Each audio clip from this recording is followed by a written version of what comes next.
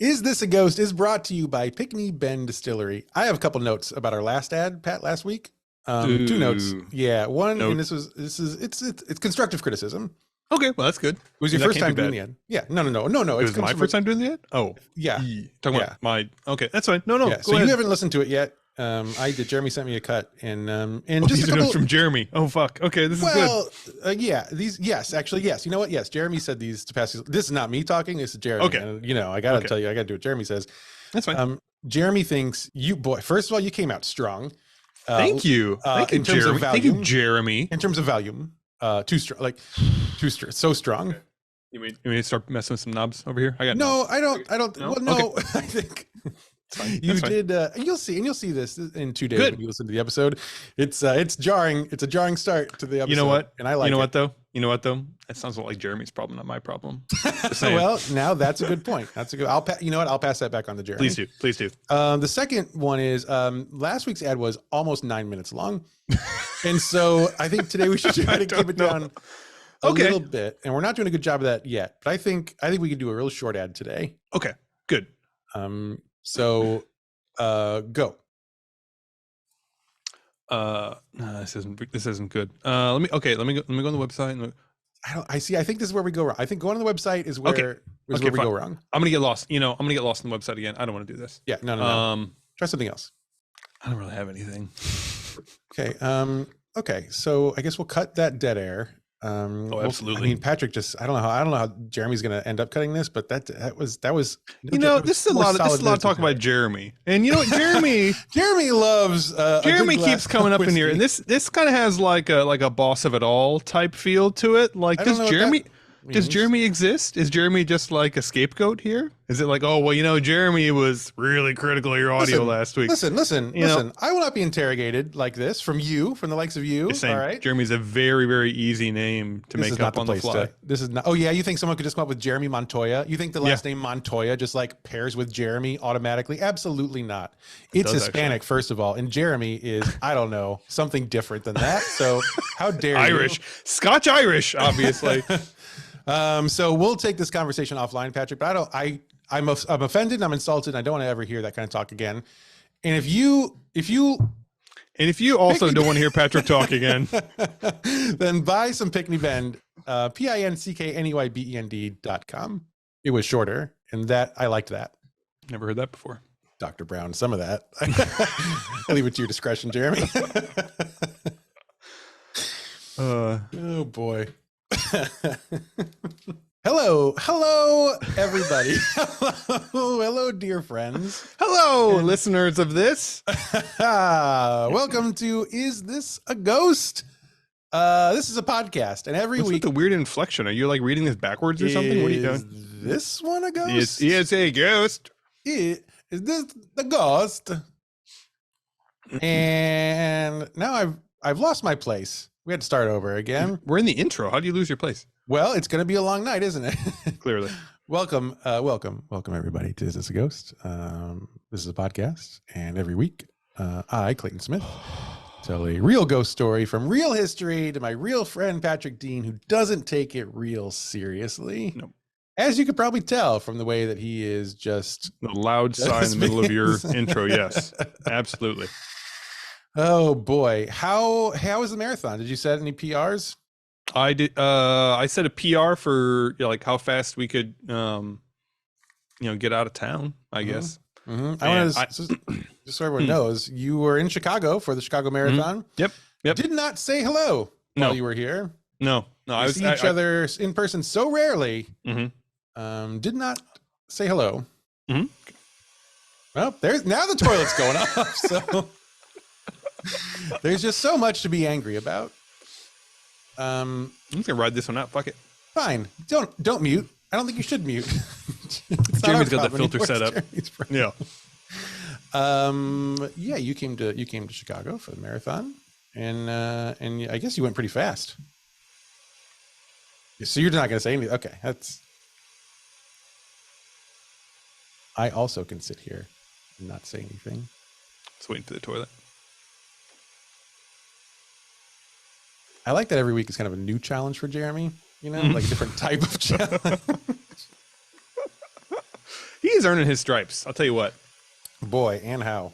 Mm-hmm. I mean, he's not earning any like money for the stripes, but No. he is. There we go. Yeah. Also, Jen. I never want to say both of them, because it's too many words to say two names. Yeah, but well, because I mean, honestly, Jen, there's not a whole lot to clean up here, if you know what I mean. But Jeremy, Jeremy has the YouTube watchers don't come here for the voices, friends. That's right. Anyway, how was your marathon? Did you it was set great. A PR? Traveled all the way to Chicago. Huh? 3 screaming kids in the car. Didn't know. I mean, I made sure to drive all the way up there and not even stop by, really. True. I mean, I'm only in Chicago like twice a year, so I figured I should probably not come by and not say anything. I think that seems right. You should notice I did invite you to a brewery event, and you did invite me to a day in the park, and those don't feel equal. I mean, I had, again, 3 screaming children and a mother-in-law to take care of, so inviting me to a fucking Oktoberfest celebration is kind of like not inviting me to anything at all, if you want to be honest. Yeah. But I did want Did you catch that? Weird. Yeah. I wanted to offer the invitation. I want you to know that you're welcome. No matter what your situation, you are always welcome to. I appreciate that. To be with me. I appreciate that. And I hope you understand that, my invitation that you come all the way downtown on Marathon Sunday, dragging your family with you to play in Maggie Daly Park for like 45 minutes is also kind of a non-invitation. Yeah, so I understand that completely because as fun as Maggie Daly Park is a real gem in the city, no doubt. But I couldn't even think of the logistics of how to get across the marathon to get to that park. I think it might involve going around Indiana to Michigan and getting across the lake. No, the secret is you send Ivy across first, and then you do like the frazzled parent chasing the kid across the marathon thing. That's pretty good. And then poof, everybody's across. So I saw a bunch of people doing it. That's a good idea. You just have parades too. Mm-hmm. Yeah. It was like when we got there, Maggie Daly Park was closed. But someone had clearly just like taken all the barriers and just ripped them off. Not today, Satan. I don't know what the fuck to do with these kids for 4 hours in downtown Chicago when everything's closed. This park is now open. The Bean is closed. We have to have the park. Oh man. Yeah, they closed the Bean. Yeah, they were trying to close Maggie Daly. It's the marathon comes and you got hooligans. They try to steal the Bean, so you gotta hide it. I know. They try to steal the park. Gotta hide that. Mm-hmm. These tourists are the problem. Everyone thinks Chicago is so violent. No, we just have tourists. That's the problem here. Too many of them. Yeah. Too many. So came up, saw that. It was miserable, and got to watch Amy run the race. She seemed to have a great time. She set a PR, right? She set a PR. Amazing. Yeah. She beat her old time by like 15 minutes or something like that. So she was holy shit, that's a big one. Pretty good for having COVID last week. I think she's kind of figured out a little strategy here, to be honest with you. Is it to run faster? No, well, it's like to get all the way to the 20-mile, like, that 20-mile milestone of your training, and then get a pandemic level infectious disease, let it ravage your body, and then go do the disease that's particularly famous for injuring your lungs. Correct. Which are the second most vital part of your body when a marathon after. She is complaining about her lungs a lot today, and I don't really know how seriously to take it because she, I can't really hear her talk too much. It's very quiet, so I don't think it's that. Through all the coughs, I can't make out a single word she's saying. I would figure if she was serious, she would be saying it a lot louder. I think so. Yeah, frantic about it. My favorite part. Good news is no interruptions on the podcast tonight. Doesn't sound like. She cannot physically walk downstairs either at this point. Her legs are so shot, so she will not be in the basement. I can hear some scratching on the floor upstairs. There's tapping, but I don't know Morse code, so I don't know what she expects. And she knows I don't know Morse code, so she's not going to. That's the whole thing, of course. Is Morse code just shaving a haircut 2 bits over and over again? Yes. It is. Okay, all right. Is that what's happening? I don't know what that is in Morse code. I think it's have fun tonight, dear. You bitch. That's that's a part of there. My favorite part about the marathon, about Marathon Sunday, is the day after, and I go to work and I see so many people limping across the loop because they have just run 26 miles, and I think that serves you right. I like that. Does my heart some good to see how broken your body is now. You closed down my city for no reason, really. Just to show people that you can. I mean, running. First of all, running is basically walking a little faster. Except for the people who go real fast, but like, yeah. Well, in like, do they really have to shut down the city for you to run 26 miles? Can't you just go to like a track and just run around it like 150 times? Hey, I run a lot actually, and I do it on the sidewalks.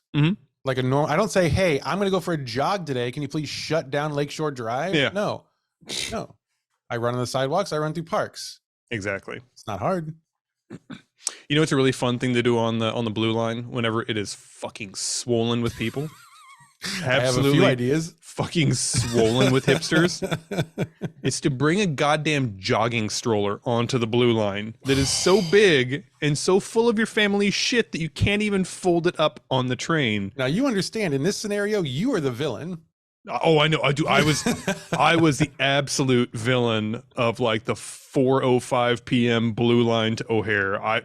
People were talking about me the whole time. Although literally, probably only the third most hated trip I've been on the Blue Line for myself personally. Sure. It was last year when June just like screamed the entire time and they clapped when I got off the train. You never want to be the guy who they clap when you get off the train. Seriously. We got off of Cumberland and there was clapping. That is tough. Yeah. So that's this great, year, this used to be your city, and now I know. Boy, we have turned on you so hard. Yeah. God bless you. Yeah, I got onto the train again with all three daughters. June in the jogging stroller. June, by the way, is 4 years old and can totally fucking walk. But but I don't like, waiting for her. So I just throw in a jogging stroller for, one day out of the year. We get on the train. There's like no room for anybody on this train, and I shove myself on the jogging stroller and the two other girls. Then in the other like 9 square inches of the train, a guy shoves his way on smoking a cigarette with a huge like JBL boombox, just like blasting rap. And I think to myself, finally, someone people hate more than me on this train. And I turn around, and he's not getting dirty looks. I'm getting the dirty looks on the train. You know what's I'm happened? like, really? Here's what's happened, actually. So you've been gone for a few years. The smoking on the train, it's baked in now. It was like it seemed very very mundane for most people. During the pandemic. Smokers and other ne'er-do-wells, they took the trains over because no one was riding them, and they were like, "This is my time."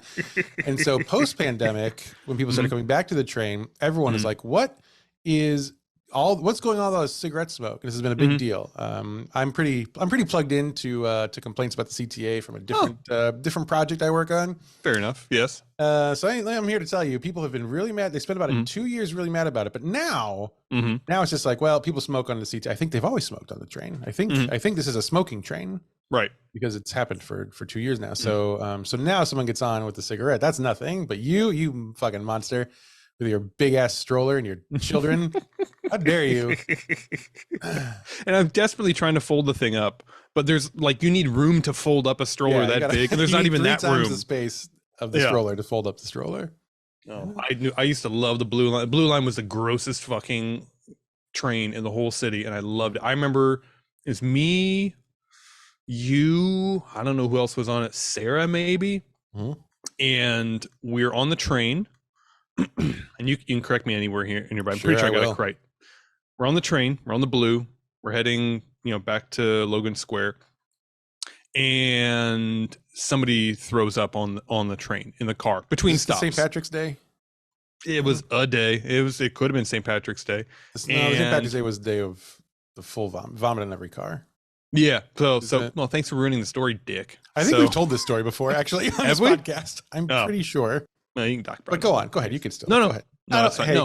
No. If you've already told the story, I don't want to tell the story again. Okay. Hey, listeners, let us know if you've heard this story about vomit in every car.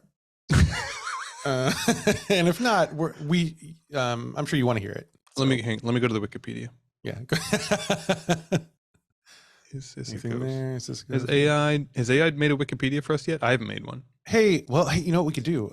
Because this works. I'm sure we have a third listener. Yeah, we just say, hey, Patrick, if you want a Wikipedia page for Is This a Ghost, we're going to have to find a listener to volunteer to do it for us because I don't have the time. And now we just wait. We probably have an email already saying with a volunteer. So, Well, shoot. Do you want to hear a ghost story? Oh, yeah, sure. Oh, wait. Before we get, hey, I got a question for you. Do I have improv energy? No. I don't think so either. No, definitely not. Good. I was at work today, and we were doing that. We're doing like an open house event for high school students to come and see the college and blah blah. And one of the people presenting, we didn't think they were going to show up, and so there was a conversation with some people in my office who were like, "Well, someone's going to have to go up there and give their presentation," and we're all like, "Well, I don't know anything about admissions." And then one of the people, Charles, who is wonderful and who runs our department, administratively speaking, he makes all the gears turn. He's great. He's your boss, right? Well, I mean, effectively. Okay, so yeah, so he's like great, but he's like your boss, great. He's not my boss, but he is. He should be. He should be, because he is the most competent person I think I've ever worked with. So, fair enough. So he says, "Well, Clayton, you have improv training, so you should do it." You have improv training. He thinks you're improv training. That's what he said, and I was surprised. I was so taken aback. I didn't respond immediately because I thought. I mean, that should have been the first indication that you don't have improv training, that you didn't have any response. You would think. And then I said, what? And he said, he's like, I've only had one improv class, so I am not the one for this, but so it's going to have to be you. And I thought, son of a bitch, that's a terrible thing to say. I don't have improv energy, and I don't want improv energy. Improv, improv is, I'm going to say something, and I want to be heard on this. Improv, those people who practice improv are the carnies of the stage.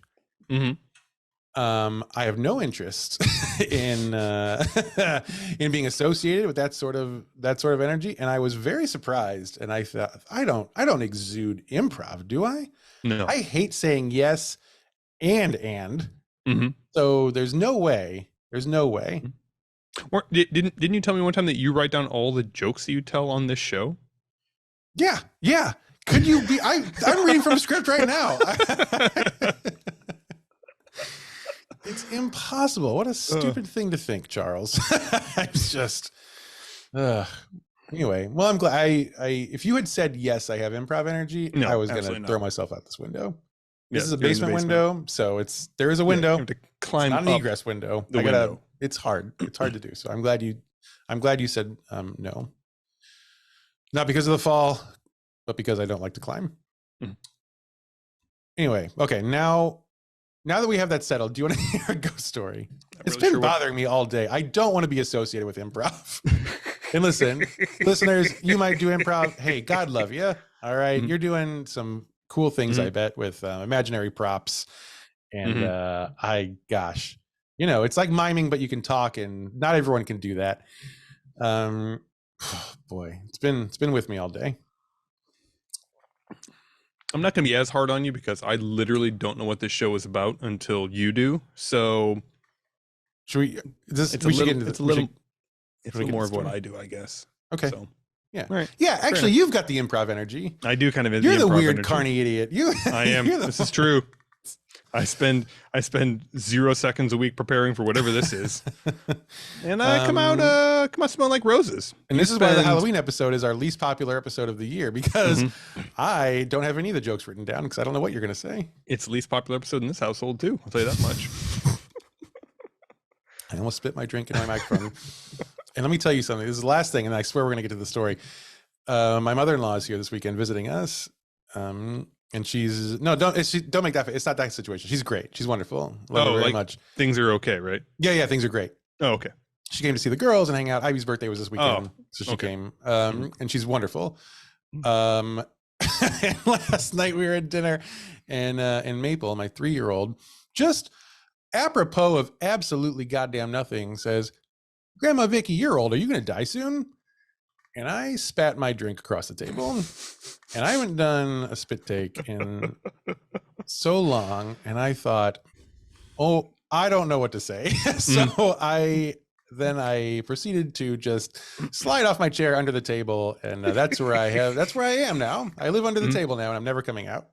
You know what? That just convinces me further. You do not have improv energy. That's just not, no. Because if I did, I would say, yes, she is. And so am I. And on a long enough timeline, so are you. Boy, it was really something. Gosh, kids are a wonder. Okay, let's actually do this ghost story. Hey! Hi.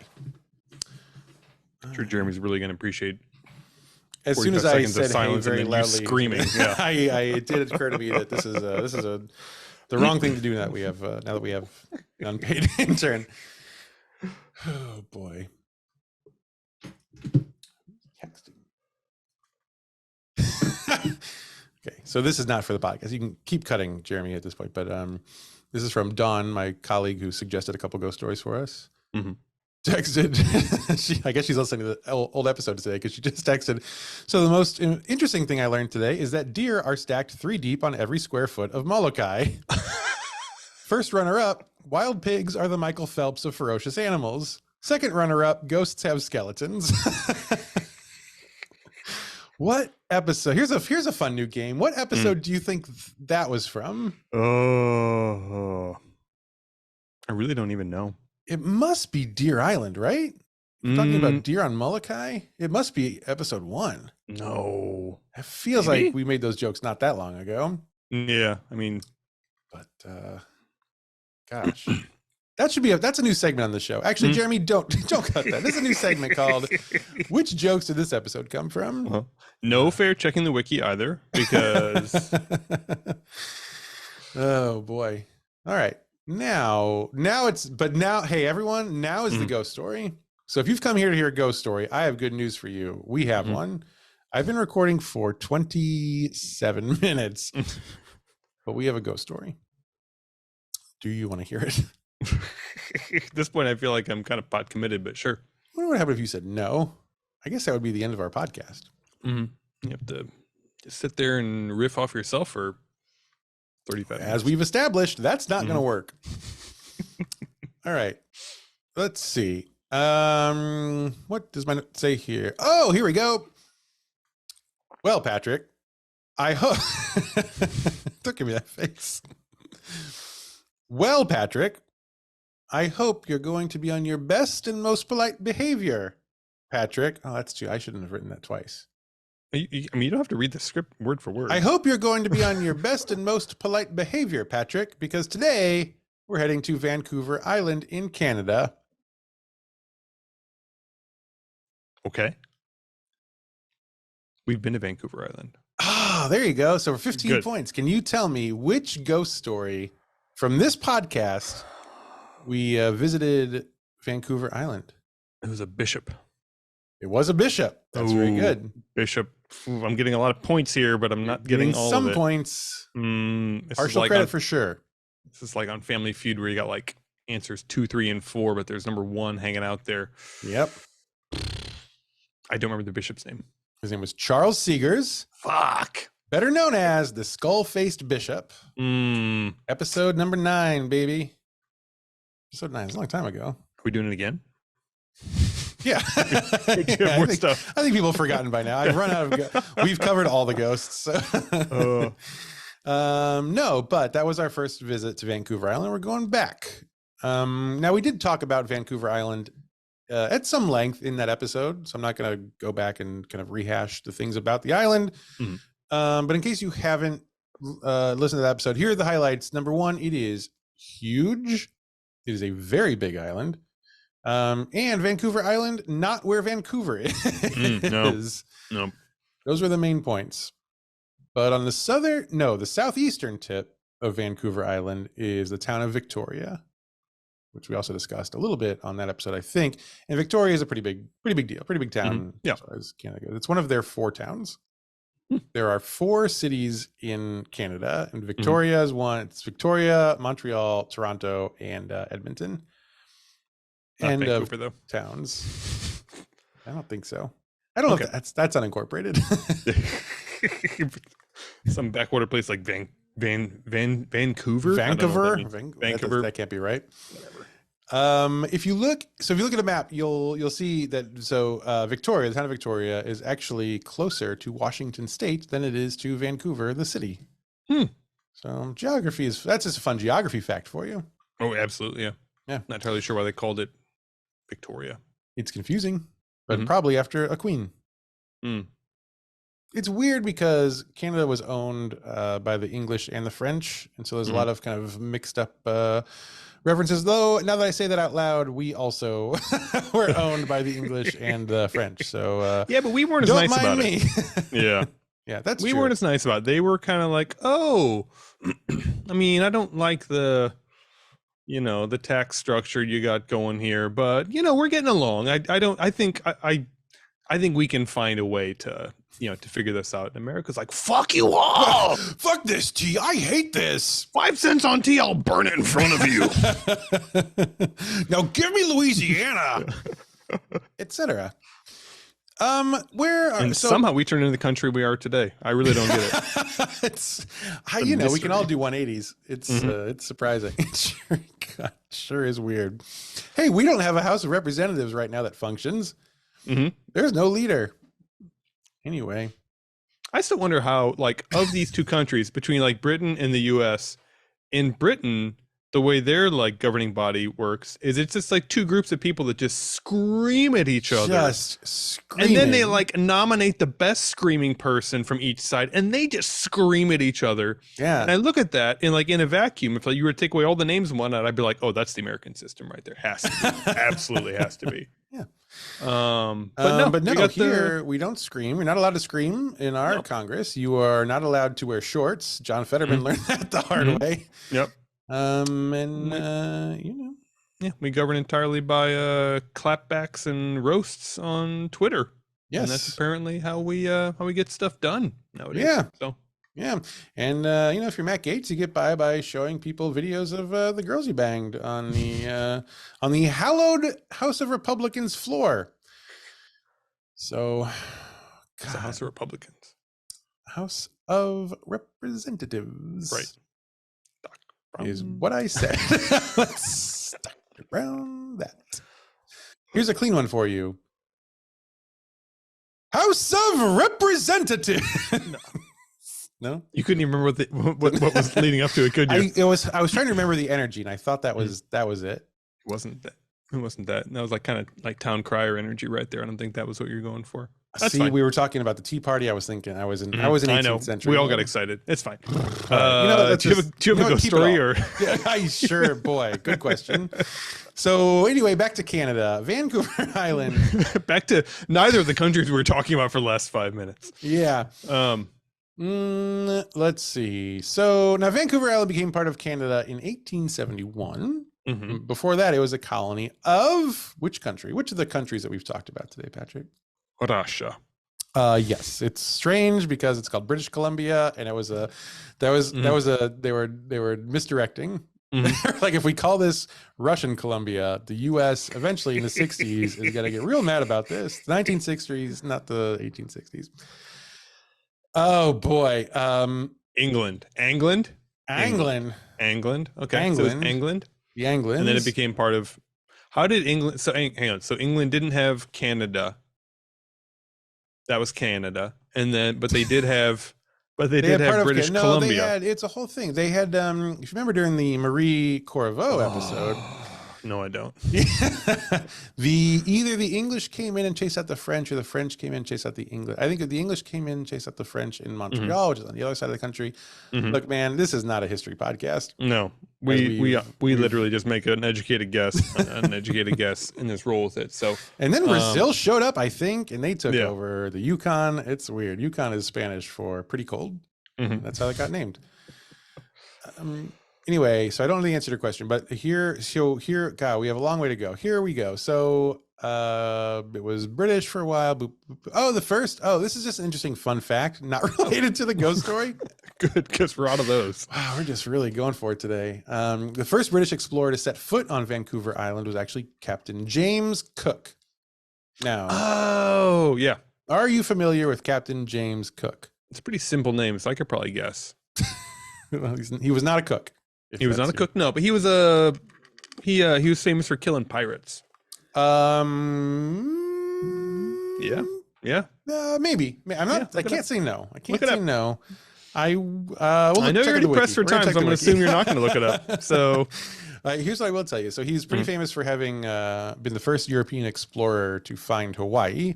some people would say he discovered Hawaii. Now that's wrong because there were lots of people living there, and he was not the first white one. person to see Hawaii, basically. Yes. Yeah. Okay. He was the first person. He was the first person to go on vacation. Right. This is essentially what happened. Now his story is wild. I think there are some good ghost stories about him, so we might come back to him sometime. But in case you are unfamiliar, I do want to add the first Native Hawaiians thought that Captain Cook was a god, like a literal god, but over time they're like, wait a minute, this might not be true. I don't think this guy kind of sucks. I don't think he might not be the god. This god's really mean. I think I changed my vote. I don't think put him in the volcano, actually. I think it's like he got like cut and was bleeding or something, and they were like, wait a second, hold on. Are you not a god? Hang on now. And so there was this whole thing where they found this out. Cook got real mad and he was panicked, and they started fighting the Hawaiians. He took the king of Hawaii hostage, and the people were like, that's not okay. And so they stabbed him to death. And then into the volcano. Yep. Yeah. Actually, so it's kind of famous. The rumor is, or like the common belief is, that they ate him. Now, turns out that's not true. They did not eat Captain Cook. What actually happened is they did boil his dead body to make it easier to remove the flesh from his bones. But not because right. It's because he was then lighter to carry. Yes, I remember how this episode works. Yeah. And then you got to go all the way up to the volcano. Put him in a backpack. You want it to be really light. But they didn't eat him. So if you're ever here like, oh, they ate Captain Cook, that's not true. They just boiled him and pulled his skin from his bones. Yeah. And then rode him on a horse. Was it across across England and dropped all the bones everywhere? Yeah. Oh, and because of their ceremonial traditions, they wrapped up his hands and his buttocks in a ceremonial cloth and then presented them to his men. And there was a reason for this that I don't understand, but they were like, this is a thing of honor, and the men were fucking horrified.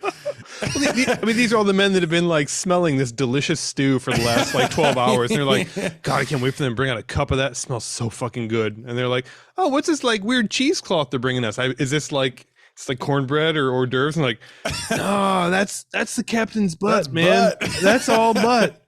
I'd know that butt anywhere. That's the captain's butt. Oh, and they got like a little pot here. I don't really want to know what's in the pot. Please don't be his dick. Oh, it's his hands. Oh no, what is this? Somehow it's worse. I don't know why. But they were like, oh, you ate him? But they didn't eat him. They just delivered his butt and his hands in a ceremonial show. Anyway. Does that have anything to do with this podcast or? No, but I do think it's funny that that Captain Cook really had his ass handed to his... That was a joke I wrote down. Anyway, so he landed on Vancouver Island in 1858, while it was still a British colony. And this is where the ghost really gets going. Okay. Whew. Sort of. Governor James Douglas decides to set aside 200 acres of land for preservation. In 1882, Canada, which is now Canada. In the 1850s or whatever, they were already like, we've already fucked up so much of this island. We need to pick like, so bad. Pick a corner that we're not going to fill with trash. That corner, okay, that corner we don't fill with trash. Yeah. Everything else though, trash for sure. Yeah, trash. And that's how most of the land in Canada was built. It's a floating. People don't know this weird thing about Canada. It's a floating trash pile, except for this 200 acres of land on Vancouver Island. That's where they take all the postcard photos. Is that like little? yeah, very very tight shots. In 1882, Canada officially establishes this plot of land as a park, and they named it Beacon Hill Park, quote, after a pair of masts strategically placed on a hill to act as a beacon and navigational aid to mariners approaching Victoria's inner harbor. Okay. Now, here's what I would say about that. I am not a nautical expert, and I've always been clear about that. However, I think, no, correct. And if I do think if you want to make some sort of like marker that's like don't run into us, right? Yeah, I think a lighthouse is better. Boat no, I would say so. Yeah, boat no. This light says no. Those masts are going to disappear when it's dark. So I don't want to tell Canadians how to run their country, but this is stupid. This is a dumb plan, which never been enacted. But it seems very lovely there in the park. Now we're getting to the ghost story. So by the late 1970s. Oh, good. Beacon Hill Park was a pretty popular recreational spot. And one day a man was going for a walk through the park when he saw a woman standing on top of a rock at one corner of the park. The corner near Douglas Street and Southgate Street. Wait, hang on. There's streets in the park? No, there's streets outside the park. Oh, okay. This is the one near Douglas Street and Southgate Street. Okay. She's standing on this rock. It's a big rock. It's not like she's standing on like a pebble. Just so we're clear, it's a big boulder. She's a regular sized woman. She's a regular human person standing, because you could go stand on top of a piece of gravel. But I just want to be clear. This is a big rock. Okay. She climbed up a big rock. Mm-hmm. Okay. Mm-hmm. I'm just making sure. Okay. Would that be a better like beacon for boats and stuff? Wouldn't be worse. Like a woman. Wouldn't be worse. Woman standing on a big rock. At least she can scream and be like, no, you're too close. Make a left at the screaming woman. The louder she screams, the more you slow the boat down. When she starts waving her hands frantically, it's too late for you. Yeah, I'm very sorry. So she's on the rock.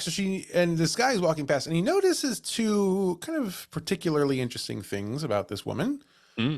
Number one is that she had a dark complexion and blonde hair. Which is sort of an uncommon combination. Yeah. And she's tanning. That's, Yeah. That's, I mean, in Canada, there's no reason to. But West Coast, That's true. That's true. Yeah, I mean, there's a lot of them types on the West Coast there. This is the 70s, and I'd like to know if anyone could account for Farrah Fawcett's whereabouts on this day. Oh man, could be. Man. So that was number one. Number two, the second thing he noticed was she looked like she was screaming. Now she's not screaming. Be very clear about that. She's not screaming, but she looks like she's screaming. Okay. Can you show me with your face? What does a scream look like? Don't scream. Right. I mean, it's a lot of people in the house right now. Yeah. Like this. Like that. That's pretty good. Screaming. That's like a fear scream. Yeah. Okay. What about you? Hey, check out our YouTube video. Everyone, to see what Patrick's scream face for me. I think. Okay, that's pretty good. Pretty good, right? I think. You got a lot of, like the eyes. Yeah. Bulge out. Yeah. Okay. Yeah. That's fine. I think so. So she was doing that, like face. Essentially, her mouth is open. Her face it's contorted. She looks like she's screaming. But there's no sound. She's completely silent. But she looks like she's screaming. And that feels. Is she like screaming for a boat that's gonna, like a boat that's getting too close? Is that what's going on here? It's a very quiet boat though. It's a rowboat. She wants to match that energy. This is why you got replaced with the mast. Okay.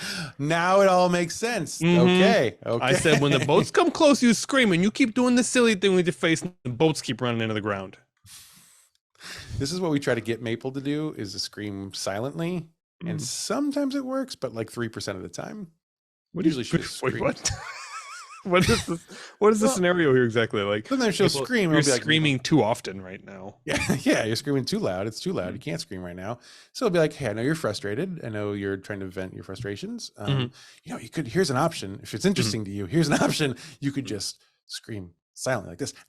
And you do that. And then sometimes she does that a little bit. But then it's also weird because then you're like looking at this child who should be screaming, right? Who's into silent screaming, and there's something very strange, very jarring. Yeah, that is what the backyard is for. Just so you know. And this, if you want to scream, you can go scream in the backyard. go into the neighbor's yard and just go to town. Anyway, so she's not screaming, but so the guy walking is like, this is pretty weird. Now he was in the park to meet some of his friends, so he goes over to where they are. He tells them about this woman who's standing on the rock and sort of screaming, and they're like, we want to see. And so they all go back to the rock, and she's still there. Oh, she's wow! Still, that's a surprise. Yes, and she's still making screaming face. Okay, but still totally silent. You okay? Yeah, I just belched a little bit, something up in my mouth. It's fine. Several times in a row. I know. I thought we were gonna do it in sync. Yeah, I know. You're not waiting for me. Yeah, it's really hurtful. This is the 1970s, right? 1970s. Yes. So like somebody has to have like a Polaroid camera on them, right? I would think so. Yeah. Yeah. Also, this is probably like performance art from this woman. That's big in the 70s. Yeah. She's doing a protest or something. Yeah. I can see it. Where are we? So So they try talking to her, but she doesn't respond. Right. Well, she's still mid silence. Yeah, she's busy. So she's like, she's busy. Can't break that. They get a little weirded out and they leave because she's not engaging with them. So they're like, okay, bye. Mm. And then people start seeing this woman every single day. Same rock? Same rock, same woman, same face. Okay. It's always the same. And everyone who sees her is like, this is really strange. Like there are newspaper articles about this woman because everyone is like, what's this woman's deal? Yeah. Now she's not committing a crime. She's just standing on a rock and not screaming. So you can't arrest someone for that. What is this, America? So they just kind of leave her alone. And after a few weeks, she stops showing up. She's not there anymore. Must have got it out. They all just sort of forget about her. Mm-hmm. But then, about 5 years later, 1983, which I have to say is a great year for babies. Mm-hmm. Great big babies. Like great massive babies. Big babies. Do you know when I was born, they told my mother, I think we're going to have to break his shoulders to get him out. They didn't, and I appreciate that. But that was probably the first indication that I would grow to be 6.5 feet tall. Yeah. Yeah, too big. I'll say it. Like, I'm fine to say I'm comfortable with that. Like, too big. We have terrible news about your son. And she's like, the shoulders. I'm like, no. I'm sorry. He doesn't have improv energy. I'm very sorry. It's like he's crying off of a script. I can predict everything he says. I'm very sorry. I know exactly when he's going to stop crying. I know exactly when he's going to start up again. It's oh my God. It's so, and we are breaking his shoulders. Sorry. Oh no! Not the improv energy. We love improv. We hate talented entertainment. I wonder how many. We're gonna find out real quick how many listeners do improv this week. Anyway, so 1983, 5 years or so later, another woman is seen standing on top of the same rock. Okay. She behaved exactly like the first woman had half a decade ago, right? So there's time. It's 5 years of nothing. And then different woman on top of the rock. She's on the same rock every single day. She's got her mouth open like she's screaming. Same deal. But there were two important differences between this woman and the original woman. Number one, the original woman had a dark complexion and blonde hair. This woman has very dark hair and very pale skin. Very blonde complexion. Okay. Yeah. Very blonde complexion, yes, is what they call it. So she's totally opposite. And two, the other thing that was surprising about this woman and different than about this woman, she was very clearly a ghost. And that threw people. They were like, this is surprising. She was described in articles at the time as, quote, misty, vaporous, and not corporeal. There's a ghost now on this rock. Okay. What? I know. See, so here's the deal. So what you did here was you unmuted to say okay, right, and then you left it unmuted while the toilet ran. I didn't really know what to do at that point. Really, I mean, it did come at a pretty awkward time. So this is the ghost. I don't know if you have caught on to that, but this is a ghost. And so now people are walking past this rock, and they're freaking out because they see a woman standing on top of the rock, but you can see through her. It's like if the Ring girl brushed her hair back and then opened her mouth and was quiet. You know, this is what this looks like. And multiple people are seeing this. Yes, independent people. Okay, every day, every single day. Okay, for hours at a time. Okay, 1983. 1983. Right, and we have have our Lord. Right, like cameras exist. Yes, video cameras exist. Yeah, NBC exists. Probably. Right. Okay. Yeah. We're just like a couple years away from what? MySpace existing. It's a couple is hard, but well, okay. So we're a few years away from. I would say Tom is probably born now. Oh, Tom is absolutely born. Tom. Yeah. You know, MySpace Tom. God, I would hope Tom is born. Tom has to be older than us. Please let Tommy. Yeah, boy, man, sir, he must be. What are you Tom is born? Here? Yeah. Go. Anything else? I'm just saying, like, you're just like naming things that were that existed in 1983. Thank you. Let's move on. I'm waiting for you to pop in with like a crystal clear photo taken by one of the hundreds of people that have seen this misty woman. You know, here's what I'll tell you. It didn't occur to me to look for that, but I'll Google it right now. It didn't occur to you to look for a photo. Nah, photos of the ghost seen by hundreds of people in 1983. Yeah, it's Canada. They don't care. They don't care there. And actually, I wouldn't bet with my life that they had cameras in Canada in 1983. That's true. Yeah. Is there like a wood carving of the misty woman? Yes, I'll send you that later on a piece of cedar. Yes, perfect. Thank you. Yes, of course. And it's a family heirloom that there's the family up there who now uses it to grill trout every week. It's really nice. Used as a doorstop in the winter. Yeah. So anyway, people are freaking out, and she's on top of the rock every morning for weeks. For weeks. Okay.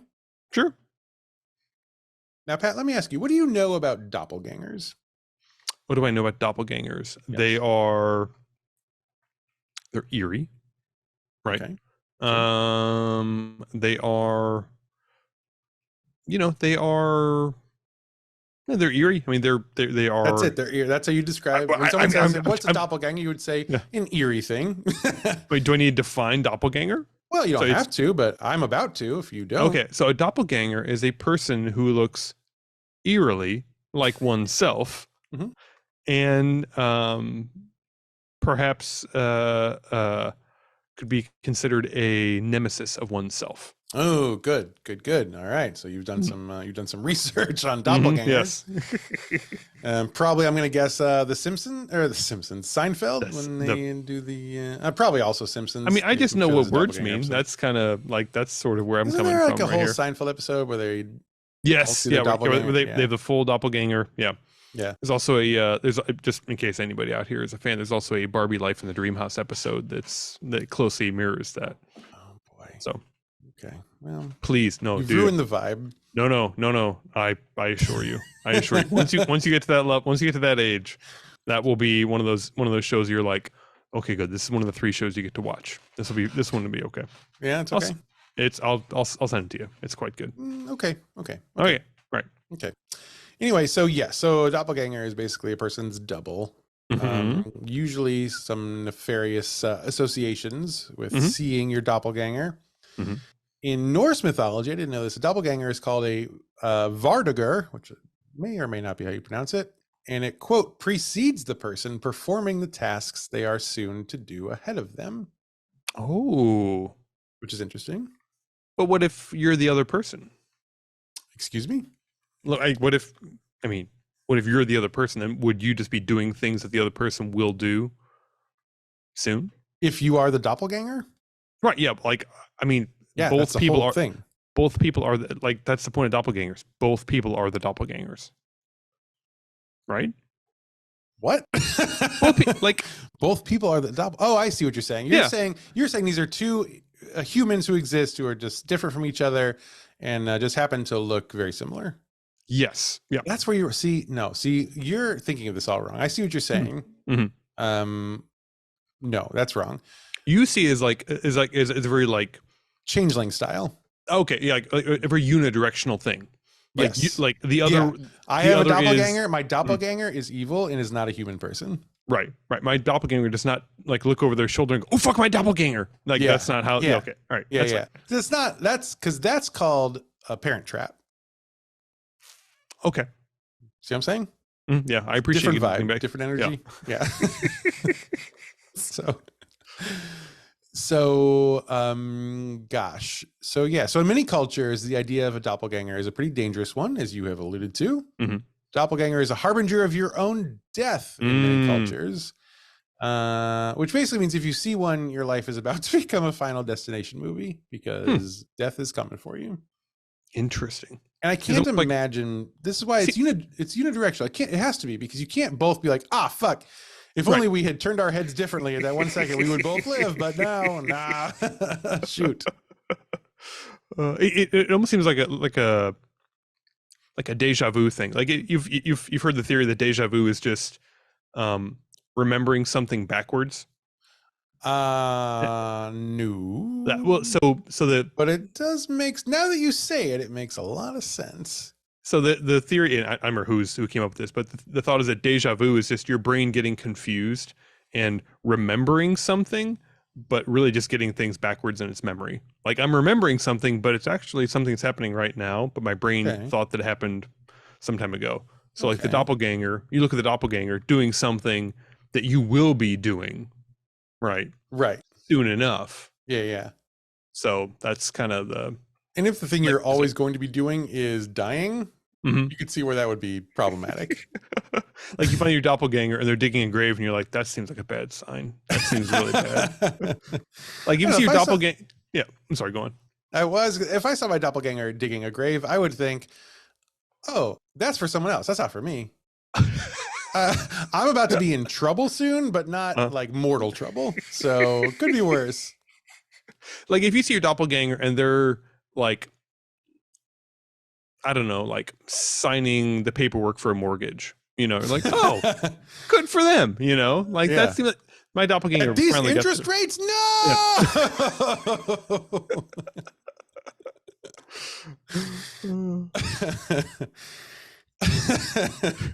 God, what an old person joke.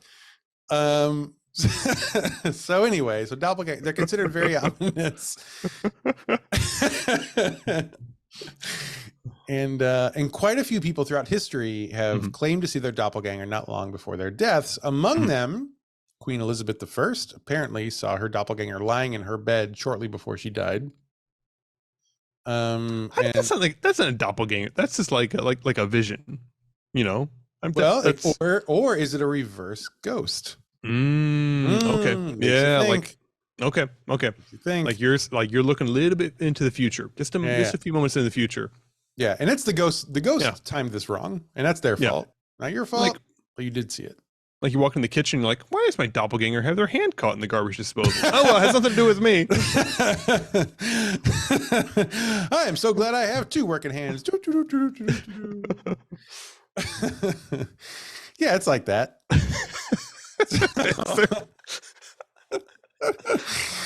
Is there a more distressing thing to come home to? Like you walk in the front door, see yourself with your hands be like, can you fucking help me? I will explain everything. I promise. But please. I know what this looks like. Get the little wrench from the basement. It is on my bench. Please.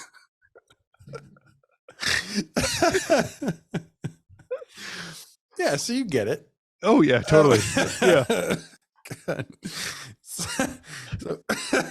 So Queen Elizabeth saw this for her death. You'll see yours before your death, I assume. God, and also, and I want to tell you, I hate this is about to happen. I hate it with every fucking fiber of my being. But also, you may recall that Abraham Lincoln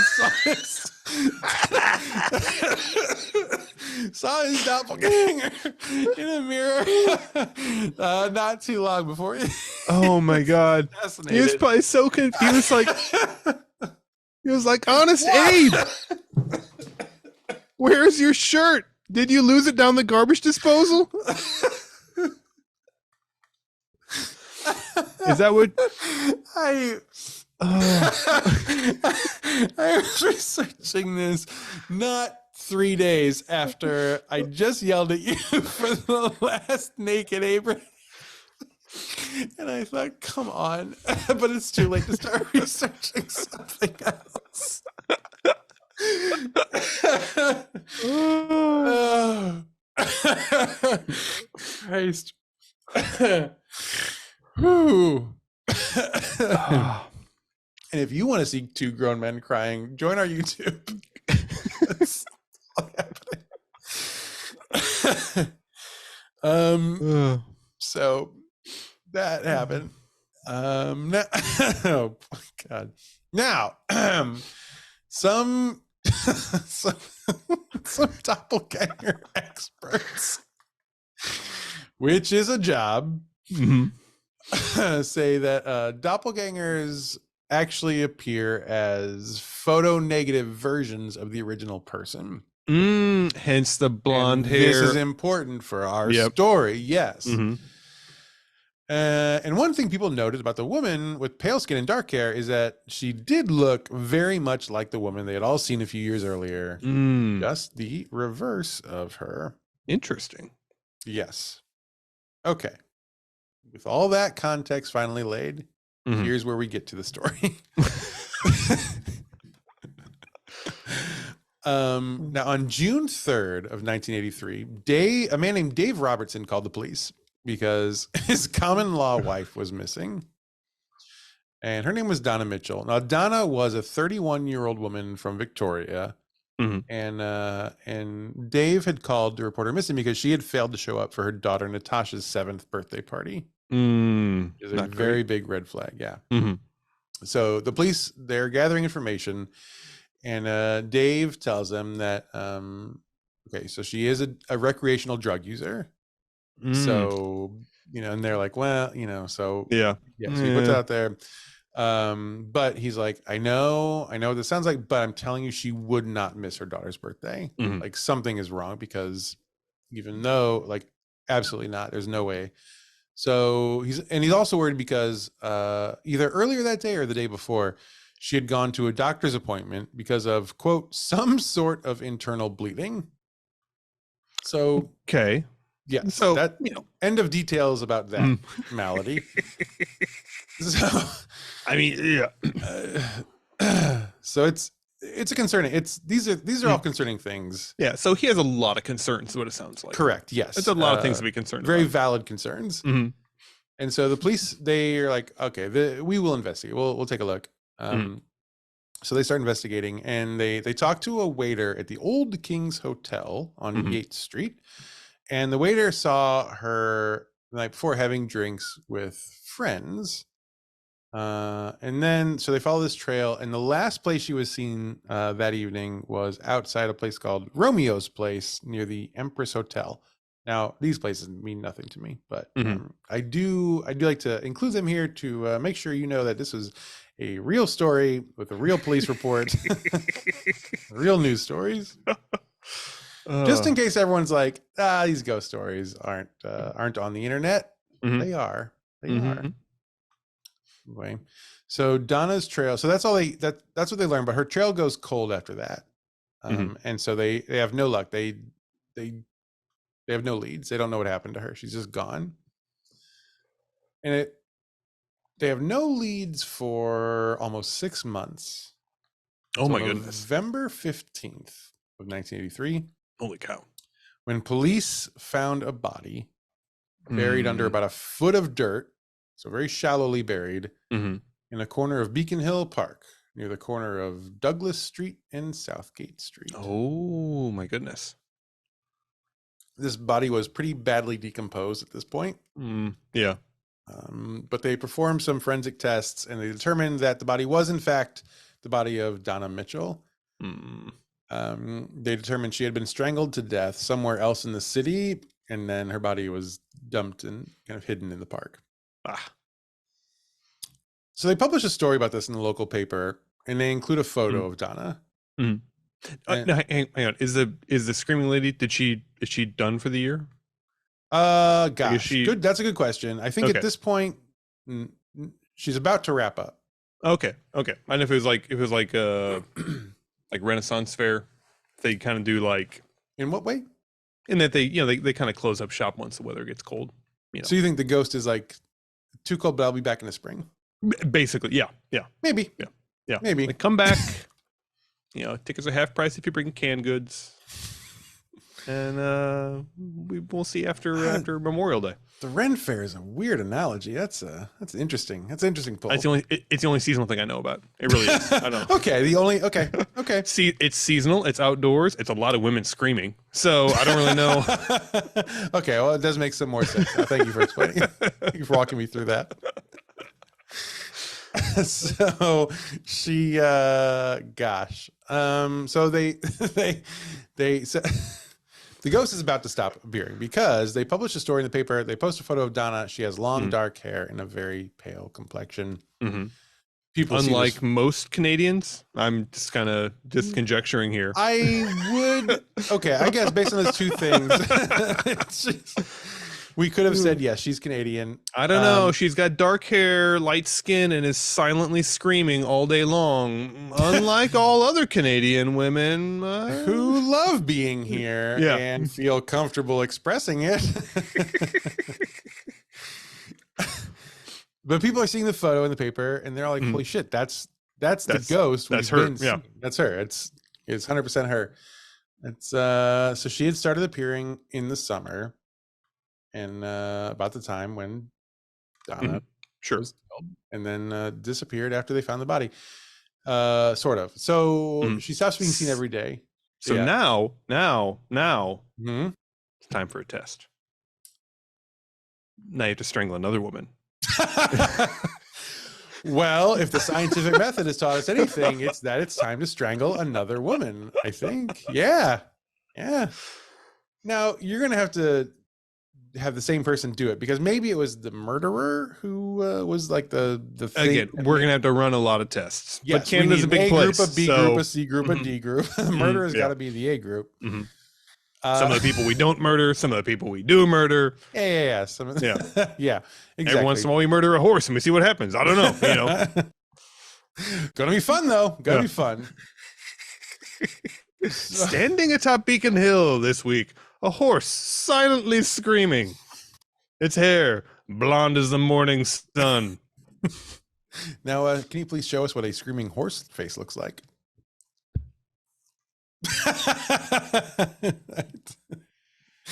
I am so sorry I asked. Okay. Friends, don't check us out on YouTube. No, seriously.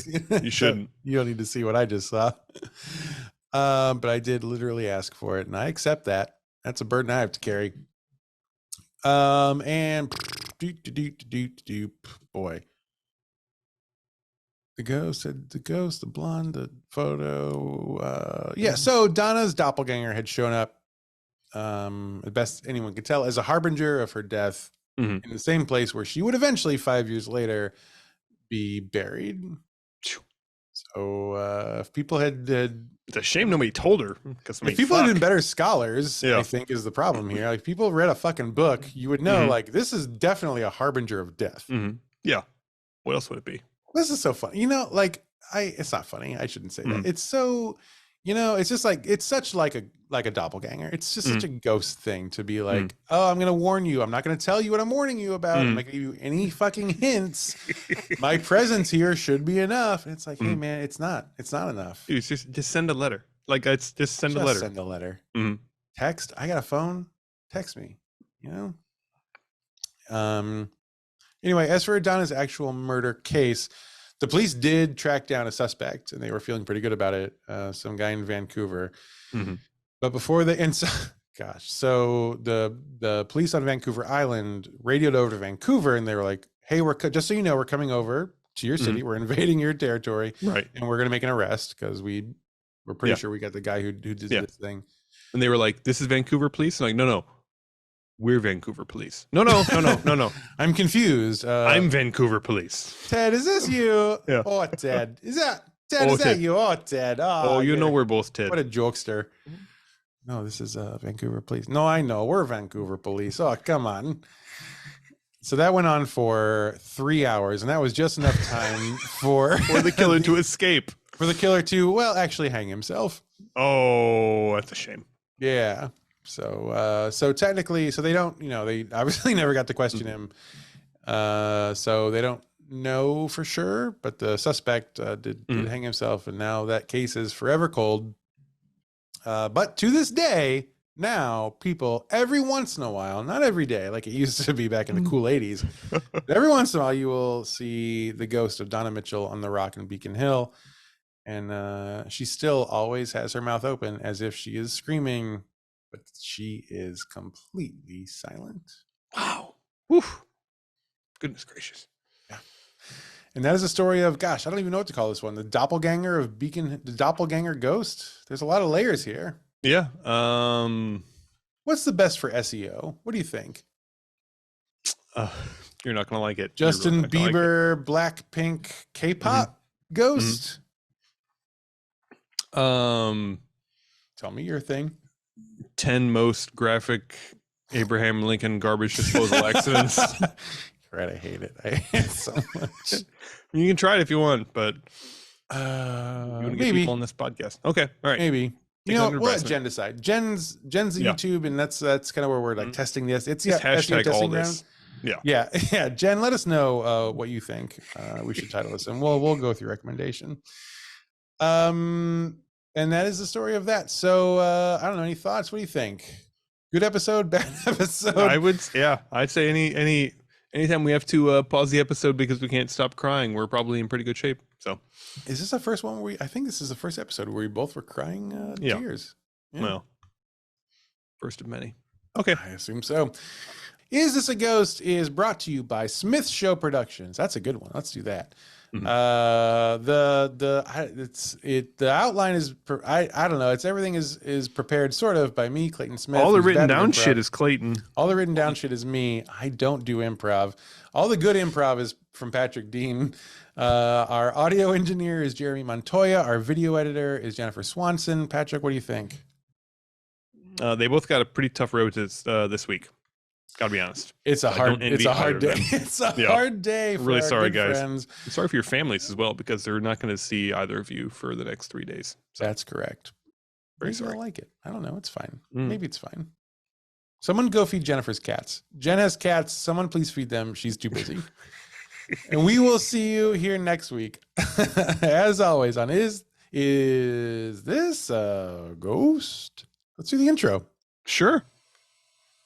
Hang on. We'll wait till your toilet is done. Thanks. That was just that's toothbrushing. That's not a big deal. That's toothbrushing. There will be a toilet right afterwards though. There's so much plumbing happening in your house. The pipe that goes upstairs that supplies that is right there. I see the problem. I see the problem now. Thank you for sharing that. You need a podcast studio. This is what I do need a podcast studio, and I think I am going to put it in like the next town over, probably. Yeah. Do we just burp at the same time? Oh my gosh. Do we even need to clap anymore? Really? It's we are up there. Oh. You're going to be like, you left a weird audio marker where you both appear to have belched at the same time at the 5-minute marker. That's something I'm supposed to leave in, or we are syncing up our cycles is what's happening. Are we waiting for your toilet to maybe flush, or are we just going? It'll be fine. Fuck it. I don't care. It's Jeremy's problem. It's Jeremy's problem. I'm sure he's got a filter figured out. He's got some like custom filter he's written just for that toilet flushing frequency. I bet so. I bet that's the thing that exists. Okay. Well, great.